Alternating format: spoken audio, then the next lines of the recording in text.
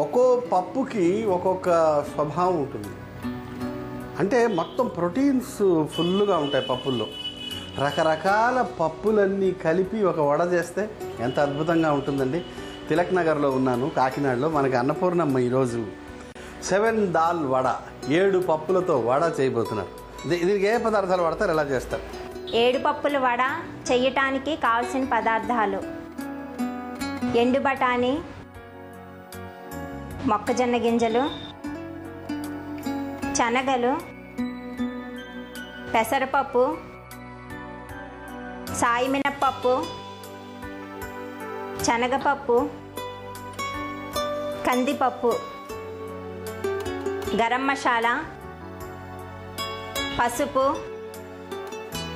కారం, సాల్ట్, కస్తూరి మేతి, ఆయిల్, అల్లం వెల్లుల్లి పేస్ట్. చేయండి అమ్మ. నానబెట్టిన శనగలండి. ఓకే. నానబెట్టిన కందిపప్పు, నానబెట్టిన సాయి మినప్పప్పు, నానబెట్టిన పచ్చి బఠానీ, నానబెట్టిన పెసరపప్పు, నానబెట్టిన శనగపప్పు, నానబెట్టిన మొక్కజొన్న గింజలు.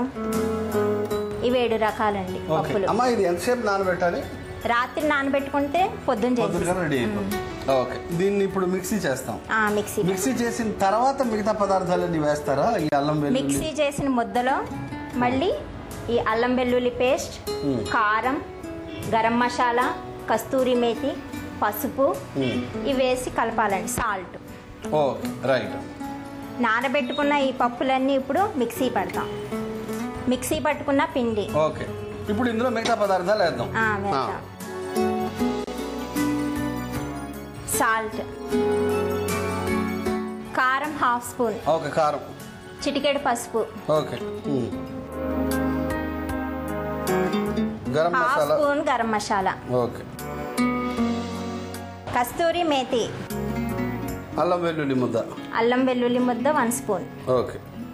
పొయ్యి వెలిగించండి. నూనె డీప్ ఫ్రై అవుతాయి కదా? Deep fry. ఓకే, రైట్ అమ్మ. నూనె కాగేలోపు మనం ఈ పిండిని కలుపుకుందాం. కలపండి అమ్మ, అక్కడ పెట్టి కలుపుకోండి. మనం ఇప్పుడు వడలు తయారు చేద్దామమ్మా.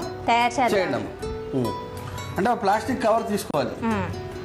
ఓకే. దానికి కొంచెం నీళ్లు రాయాలి. ఆయిల్ కొంచెం రాసుకుంటే మనకి ఆయిల్ కూడా వేయండి అమ్మ. అంటుకోకుండా ఉంటుంది. ఒక చుక్క జాగ్రత్తగా. ఓకే. ఓహో, బాగుంది ఐడియా. ఓకే. కొంచెం నీళ్లు, కొంచెం నూనె. ఓకే అమ్మా, ఈ వడలు ఎన్ని రోజులు నిల్వ ఉంటాయి? 2 రోజులు ఉంటాయండి. 1-2 రోజులు బాగా మనం ఫ్రై చేసేసుకుంటే కరకరలాడుతా ఉంటాయండి. 2 రోజులు ఉంటాయి. డబ్బాలో మూత పెట్టి ఉంచాలా? లేదండి, ఓపెన్ గా. రైట్.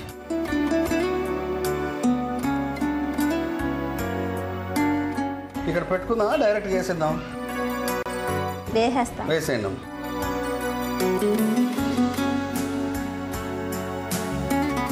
ఓకే. అంటే ముచ్చు ప్లాస్టిక్ కాగితం తీసుకుని దాని మీద నూనె రాసి నీళ్ళు రాసి మెల్లగా ఇలా ఒత్తి వేసేస్తున్నారు.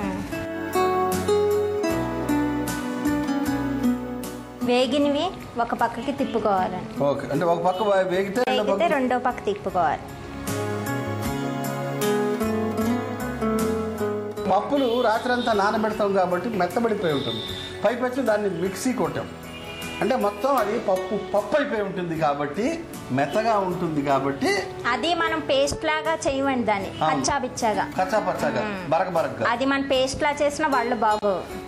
కచ్చాబిచ్చాగా చేసి ఇలా బాగా ఫ్రై అవనేస్తే కరకరలాడుతూ బాగుంటుంది. సిమ్ లో చేస్తేనే కాస్త చక్కగా లోపల ఉన్నది కూడా ఉడుకుతుంది. లేకపోతే పై క్రస్ట్ అంతా ఉడికిపోయి లోపలంతా పచ్చి పచ్చిగా ఉండిపోతుంది.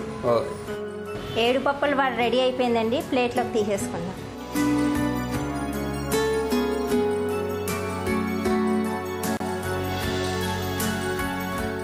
ఏడు పప్పుల వడ రుచి చూసి చెప్పండి.